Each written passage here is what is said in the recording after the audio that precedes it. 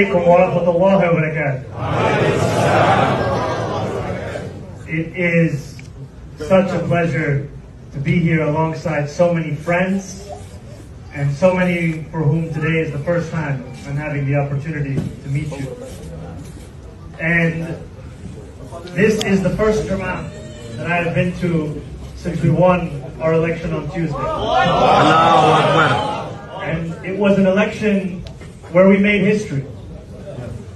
An election where we showed that what New Yorkers and New York City is craving is a city that all of us belong to, a city that serves everyone who calls it home, and a city where no longer will we have to debate who gets to call themselves a New Yorker, but one where we can in fact work to the benefit of all New Yorkers. And I have been asked many a time, what does it mean to be the first Muslim mayor of New York City? And I have shared this with many who have prayed alongside us today, but I have never said this as the mayor-elect. So if you will humor me to say it once more.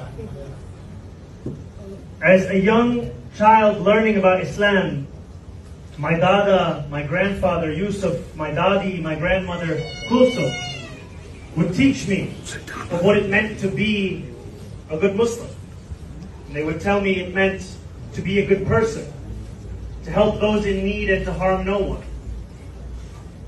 And my dadi would teach me the words of the Prophet ﷺ. And I think of those words especially today because today it's almost a day of service, a day where we give back. And the words of, if there is food for one, then there is food for two. And if there is food for two, then there is food for four. It reminds us that it is a choice to deprive some of food. It is a choice that we can change to ensure that all are fed. Because we remember that which has been shared with us as we have grown up, many of us in New York City. If you are not at the table, you may find yourself on the menu. And it was a Muslim brother in Malcolm X who reminded us that sitting at the table does not make you a diner. You have to be eating some of what's on that plate.